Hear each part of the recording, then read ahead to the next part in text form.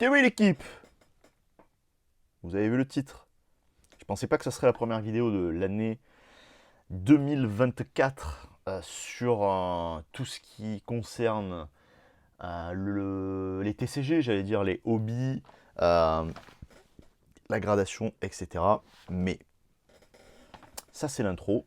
J'espère que vous allez bien, j'espère que vous aurez allé passer de bonnes fêtes. J'enregistre ça, cette vidéo, le 26 décembre 2023, en amont et en prévision de certaines choses dont on m'a mis au courant.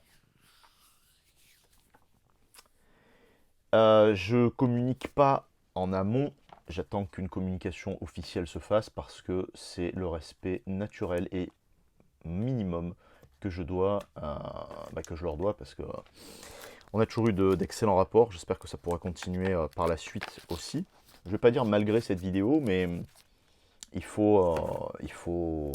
il y a des choses qu'il faut évacuer parce que, vous le voyez, vous le savez, hein, je suis pas un représentant de chez TCC, mais je suis celui probablement qui a fait le plus de vidéos chez eux, de vidéos c'est même pas de vidéos, mais c'est tout ce qui a pu concerner tout ce qui est du partenariat, c'est pas du partenariat parce que je n'étais pas partenaire, mais tout du moins de la communication non officielle en tant que client, donc tout simplement en tant que du coup maintenant déçu, parce que vous l'avez vu, probablement, j'espère en tout cas, avec TCC c'est terminé. On est dans un pays où l'entrepreneuriat est extrêmement difficile. C'est très très dur de monter des entreprises, de les faire continuer. J'y suis passé moi en 2020, quand j'y suis passé vraiment, enfin quand je le dis comme ça, j'y suis passé, ça fait souvent marrer les gens. Moi ça me fait un peu rigoler parce que c'était vraiment, comme dirait d'aucuns cyclistes, à l'insu de mon plein gré. Mais c'était vraiment ça en fait, hein. Vous savez, vous connaissez la rengaine. J'ai perdu ma boîte par rapport aux restrictions sanitaires liées au Covid. Sinon, on aurait pu continuer et faire les choses convenablement, comme c'était le cas en fait auparavant. Là, le truc, c'est que c'était des circonstances exceptionnelles évidemment.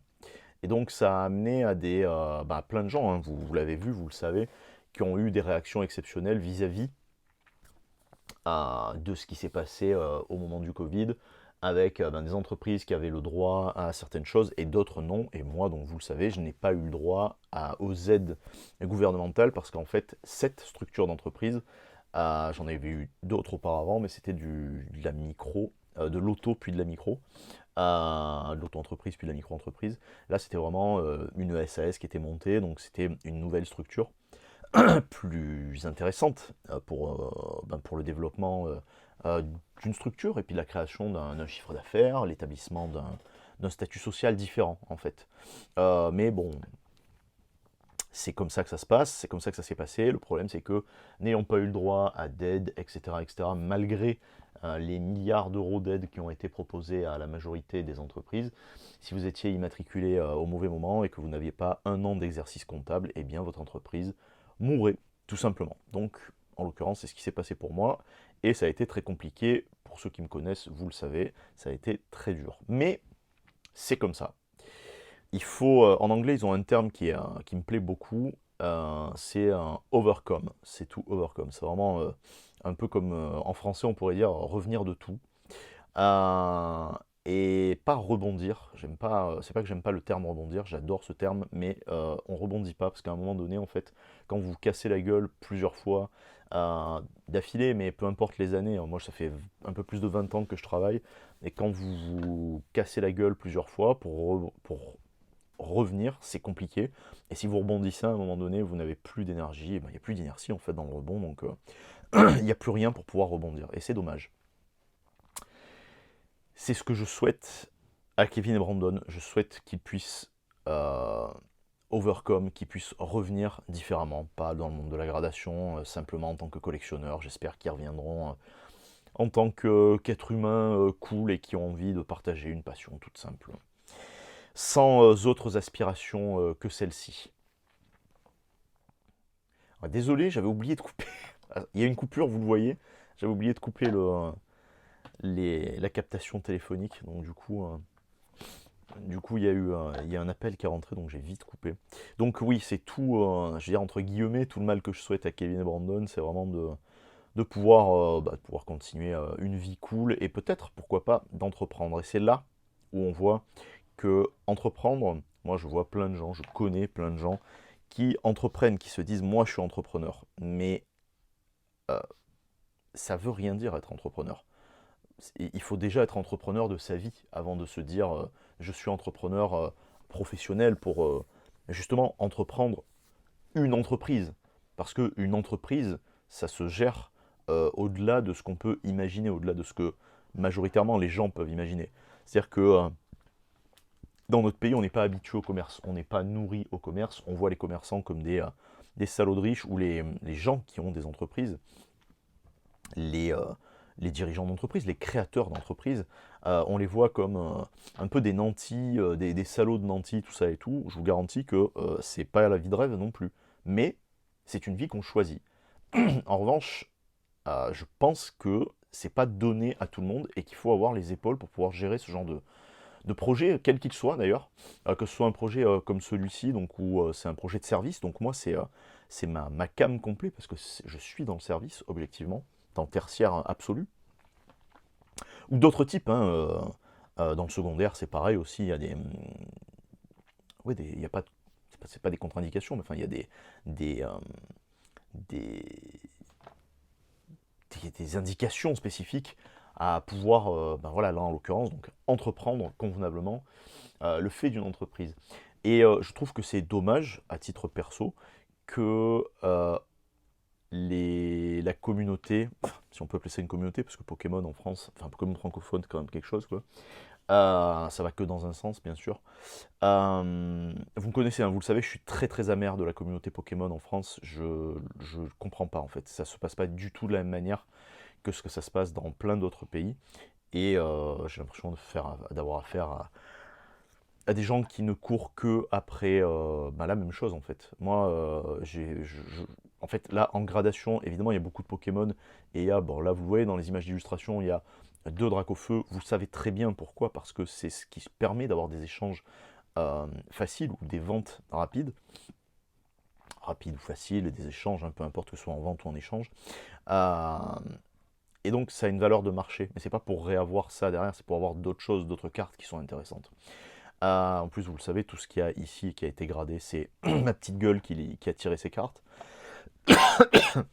En revanche, je trouve que c'est dommage que la communauté, donc je vise certaines personnes évidemment, n'ait pas apporté le soutien nécessaire à une entreprise qui apportait réellement quelque chose. Au moment où elle est sortie, évidemment, maintenant la copie a été, euh, a été actée, donc que ce soit chez CCC, chez SGS, pareil, où ça a eu l'inspiration authentique pile poil quand TCC a lancé son entreprise avec le certificat de gradation numérique, avec donc voilà des trucs qui n'existaient pas ailleurs quoi en fait. Alors en plus le certificat de gradation numérique qui, on va quand même se le dire, chez eux est quand même le top du top. C'est en plus il est numérique et interactif, il n'est pas que numérique. Pour moi c'était une erreur de communication de ne pas le dire qu'il y avait voilà quelque chose de numérique et d'interactif qui était extrêmement intéressant à avoir dans cette entreprise. Et le problème, c'est que donc la communauté n'a pas joué le jeu, et je pense, mais là je vais m'exprimer, donc c'est moi-même, hein, il n'y a pas de directive ou quoi que ce soit.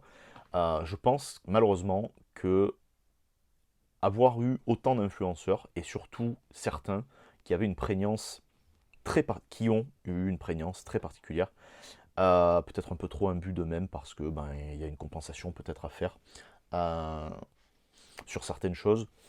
Ça a mené ça mène pardon, cette entreprise à sa perte.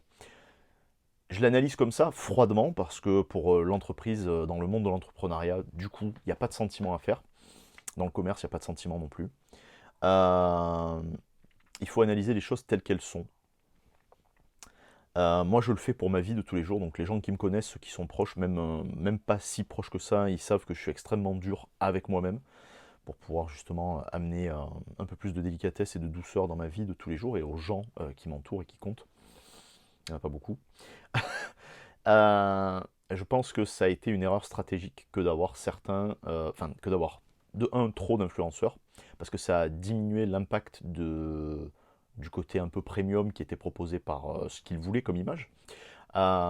Et surtout, le fait que d'avoir des influenceurs qui ne faisaient quasiment jamais de partage, alors je dis quasiment jamais, hein, je mets des guillemets, d'avoir des influenceurs qui précisent sur les réseaux sociaux qu'ils détestent la gradation, d'avoir des influenceurs qui vont liker la concurrence à gogo. C'est terrible hein, de dire ça, mais on est dans du commerce. Je ne dis pas qu'on peut ne pas aimer la concurrence. Vous le savez, j'adore par exemple la marque CCC en gradation. Je trouve que c'est une très bonne marque française. Je vais me laisser tenter là, on va tester cette année du coup, ben voilà, on va tester cette année du coup SGS aussi, avec des cartes qui sont pas passées en gradation ici, donc il y aura des nouveaux trucs. Vous allez voir, ça va être du lourd de chez lourd, vraiment du très très lourd. Et donc le problème, voilà, c'est que quand vous avez donc des influenceurs qui, de manière publique en plus, si c'est dans le cercle privé ou dans la sphère privée, tu te dis bon bah à la limite c'est pas si grave quoi, mais qui dans la sphère publique, et puis c'est pas des influenceurs comme moi où il y a 400 éclopés qui vont me suivre, c'est un peu particulier quoi. Moi je suis la niche de la niche. Eux là c'est des personnes avec 2, 3, 4, 5000 personnes, des gens qui font ça depuis 8-10 ans, donc qui ont une influence certaine. Alors après, ils influencent que les gens qui ont envie d'être influencés, hein, évidemment, mais que tu suis pour regarder, enfin que tu suis. Moi, c'est pas des gens que je suis sur les réseaux sociaux naturellement, mais c'est des gens que tu regardes parce que bah, de temps en temps, tu dis ah, et on te partage des trucs comme ça. Moi, on m'a partagé des trucs des fois où on disait putain, mais tu te rends compte, Seb, euh, l'influenceur X de chez TCC, il partage en pleine story une ou deux fois le fait que lui, la gradation, pour lui, c'est non. Il me dit mais comment tu veux que... Et c'est des gens donc à qui moi avec qui j'ai fait affaire, avec qui j'ai vendu des cartes, tout ça et tout, des cartes gradées, non gradées aussi, hein, souvent d'ailleurs, plus souvent qu'à l'accoutumée, mais des cartes gradées où on te dit bah ouais mais là Seb c'est pas crédible en fait, pourquoi moi je t'achèterais des cartes ou pourquoi je représenterais telle marque d'une certaine manière, c'est-à-dire c'est pas le fait de partir faire de la représentation pour cette marque là, mais c'est de faire de la représentation pour se dire tu amènes quelque chose de cohérent et de global à l'investissement que tous les gens qui sont concernés par cette entreprise ont.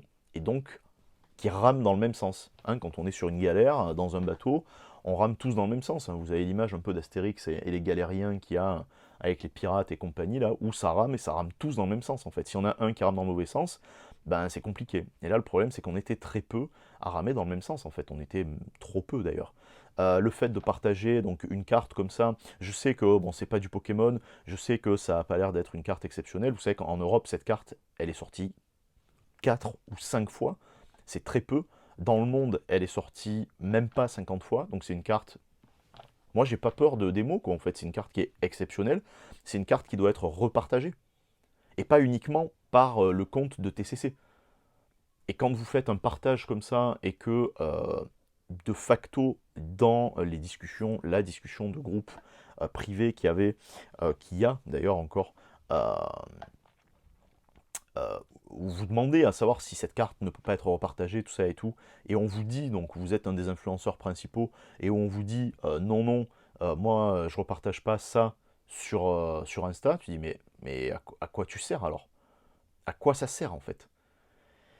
Et c'est terrible parce que c'est ne pas se rendre compte de l'impact que d'autres marques ont dans le monde de la gradation et la prégnance que Pokémon a en France, mais pas à l'international. Et quand tu veux avoir un impact à l'international, quand tu as des cartes comme ça, c'est pas parce que c'est moi qui l'ai eu cette carte, ça aurait été quelqu'un qui l'aurait eu, quelqu'un d'autre qui l'aurait eu. Pour moi, ça change absolument rien, qu'on soit d'accord.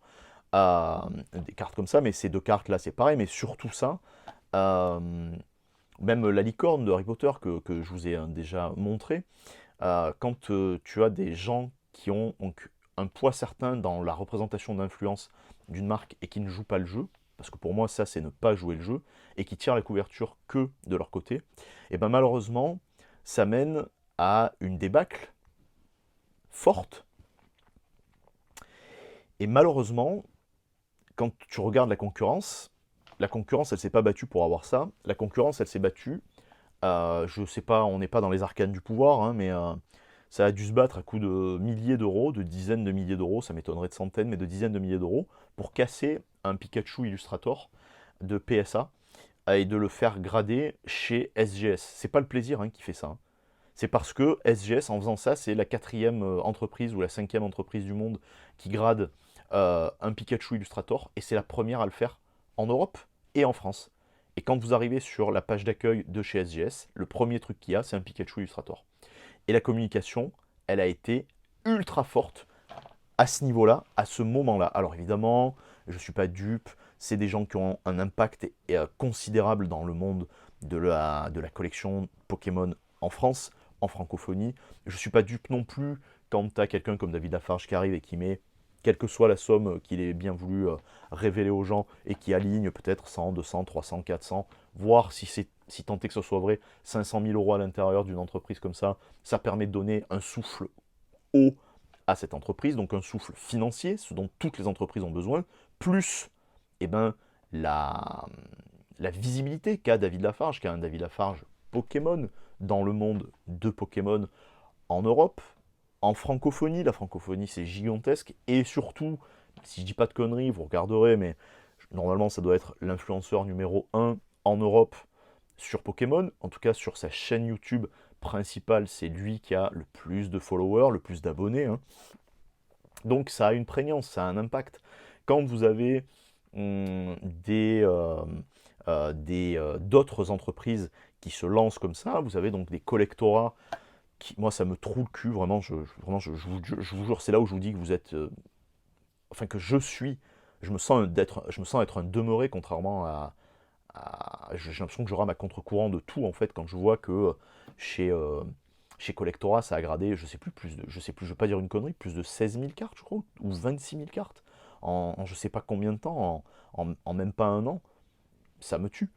Un boîtier Wish pourri, une étiquette qui est infâme. En plus, on avait fait ici avec Pokédino, vous le savez, euh, euh, une radio libre là-dessus, où il avait fait un exposé pourquoi justement Collectora ça avait moins de valeur, et que ça aurait moins de valeur sur le marché, tout ça et tout.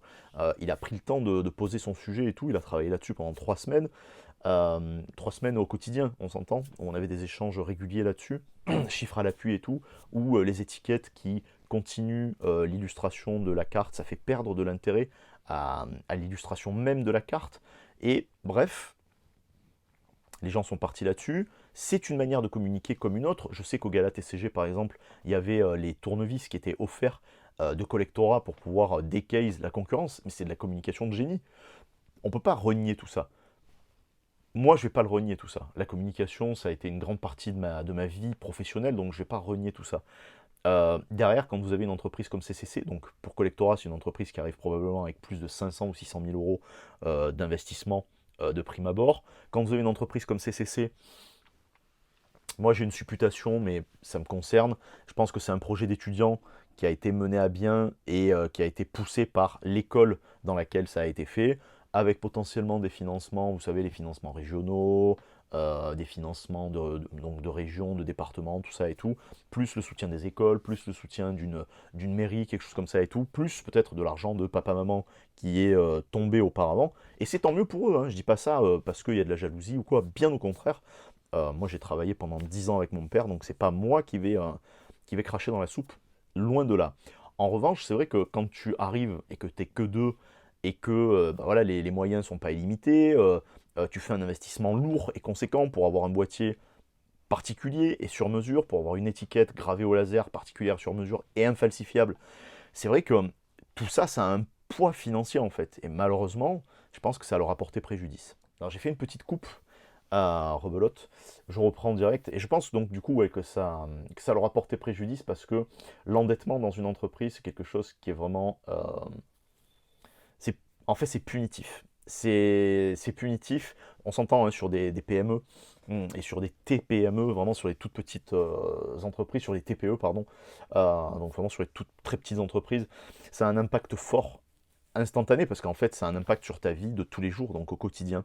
Et c'est dur à entreprendre quand tu n'as jamais fait ça auparavant. Et c'est vrai que la dernière fois que j'ai vu un des deux frères, j'ai vu Kevin, il n'était pas au taquet. Et ça fait pas plaisir à voir. humainement, ça fait pas plaisir à voir. Vraiment. Parce que c'est une personne de qualité, une personne avec laquelle j'ai partagé d'excellents moments. Dixit moi-même pour le mois d'août et de septembre, mec, merci beaucoup. C'était génial. Vraiment, c'était une expérience totalement folle. On aura l'occasion d'en parler dans quelques mois, ou peut-être dans quelques années. Mais vraiment, c'était une superbe expérience pour moi. C'était inespéré d'ailleurs. Mais je vous avais dit qu'il y avait des choses qui n'allaient pas et qu'il y avait des choix que vous faisiez qui n'étaient pas cohérents avec ce qu'une entreprise comme la vôtre était censée faire. On a eu des dissensions sur certaines choses, mais ça n'a jamais enlevé l'amitié que j'ai pu vous porter, que je vous porte encore aujourd'hui, parce que, je vous l'ai dit, si on ne s'était pas rencontré dans ce cadre-là, à titre humain, j'aurais aimé qu'on se rencontre différemment, donc qu'on soit amis dans la vie, au-delà du cadre et du strict cadre professionnel par rapport à ce que vous avez apporté. Mais le choix ultime pour moi, et je pense que ça a plombé beaucoup de choses. Moi, j'ai eu des retours de gens, et je vous le dis ici très clairement, j'ai eu des retours de gens à qui j'avais vendu des cartes, pas qu'en France, donc des Italiens, des Espagnols, entre autres aussi, quelques Hongrois,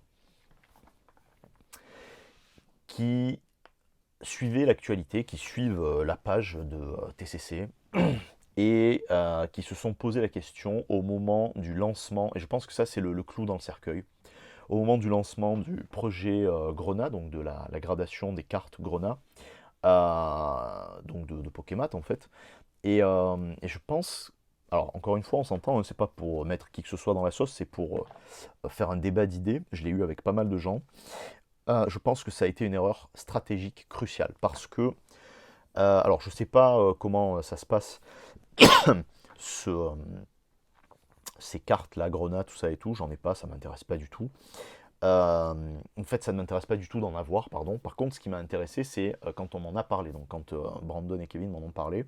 Et moi, j'ai été un peu circonspect au premier abord, parce que je me suis dit, je leur ai dit, authentifier, certifier, ça, c'est valider la gradation et la certification de fausses cartes.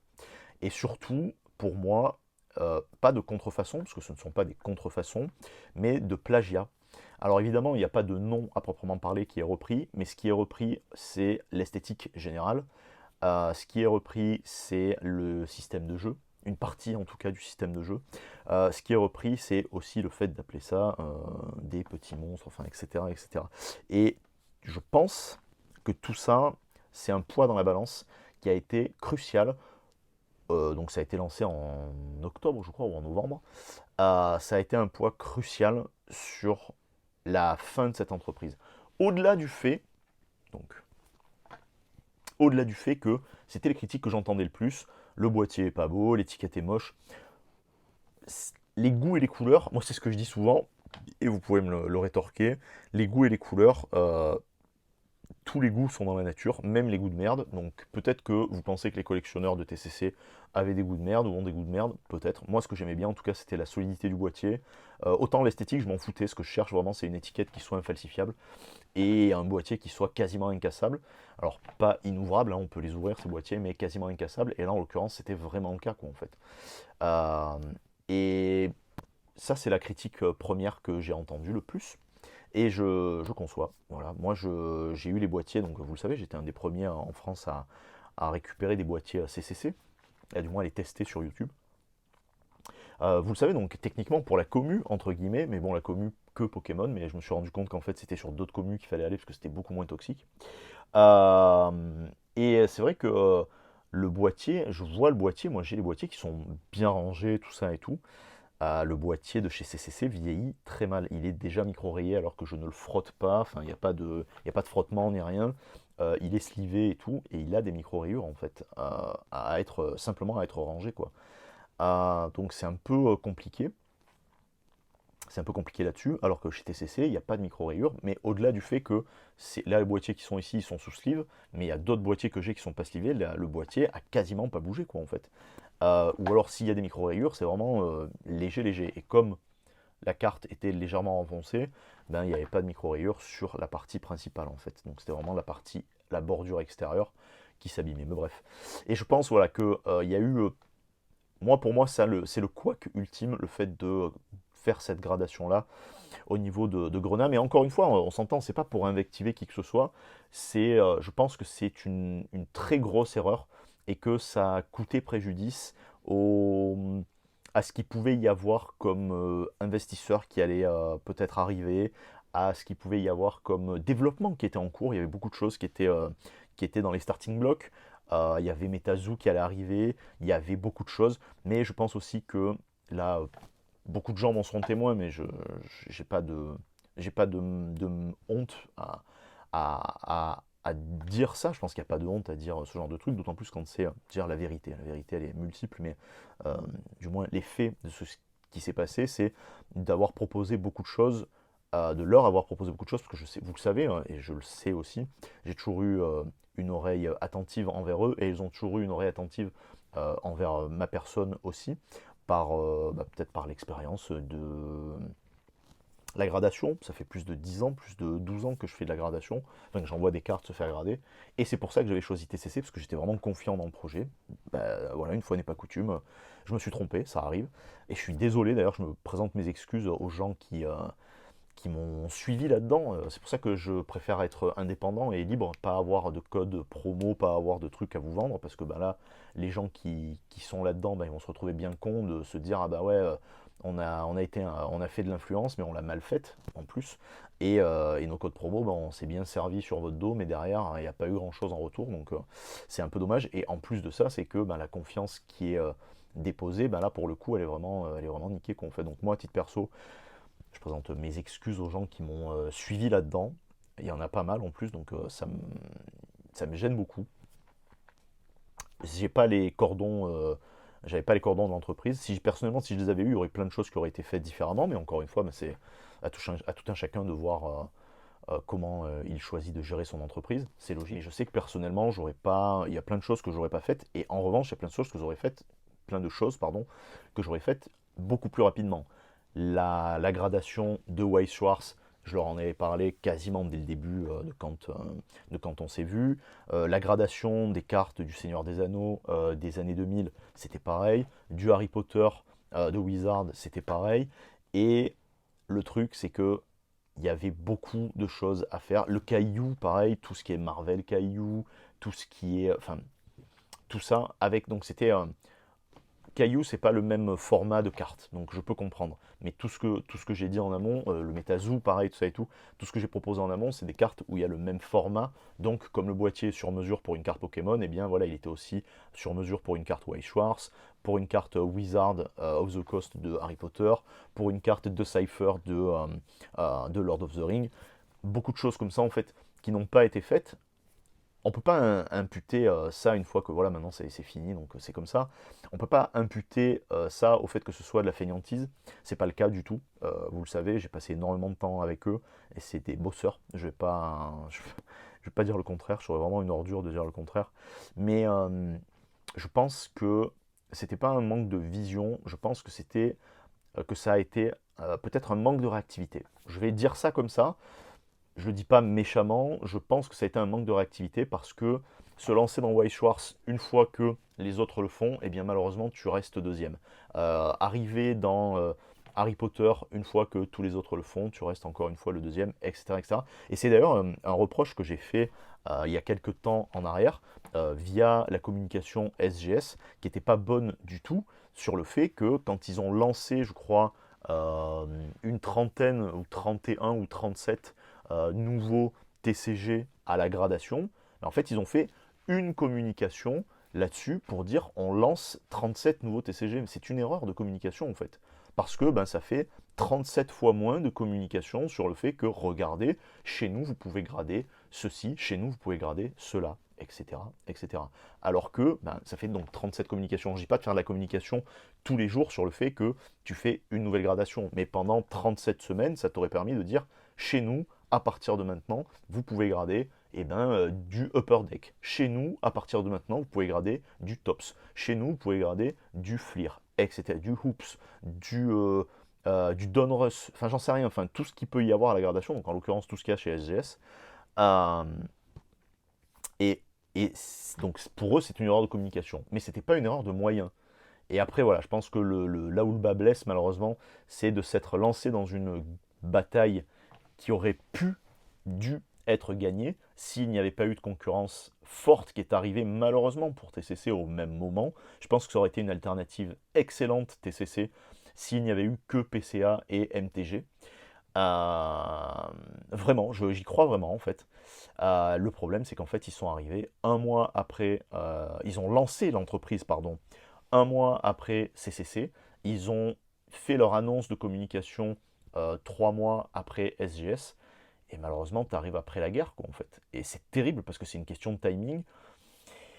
C'est une question de timing à la con à cause d'un site internet qui n'était pas bouclé dans les temps, qui aurait dû être terminé 3 ou 4 mois auparavant. Et si tu arrives 3 ou 4 mois avant, tu arrives en tant que, euh,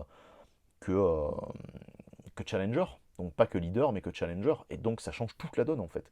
Mais après, je pense que voilà, le problème principal, c'était le financement.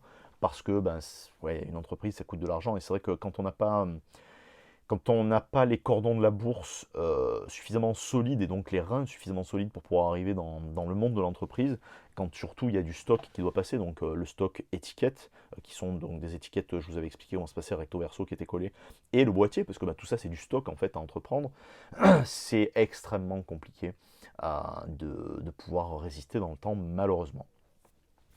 Donc voilà, c'était pour vous faire ce retour. Donc je sortirai cette vidéo au moment où Kevin et Brandon auront communiqué. Merci infiniment pour la confiance les gars, parce que vraiment, ça aurait été personnellement, ça aurait été un plaisir. Kevin, mon pote, je suis navré de t'avoir vu aussi mal la dernière fois qu'on s'est vu, parce que vraiment, je sais ce que c'est. Et ça me fait vraiment beaucoup de peine, parce que t'es un pur mec, donc vraiment, t'es un super type. Et vraiment, ça me fait chier. Parce que j'apprécie la personne, j'apprécie l'humain, quoi, en fait. Donc ça me casse les couilles, quoi.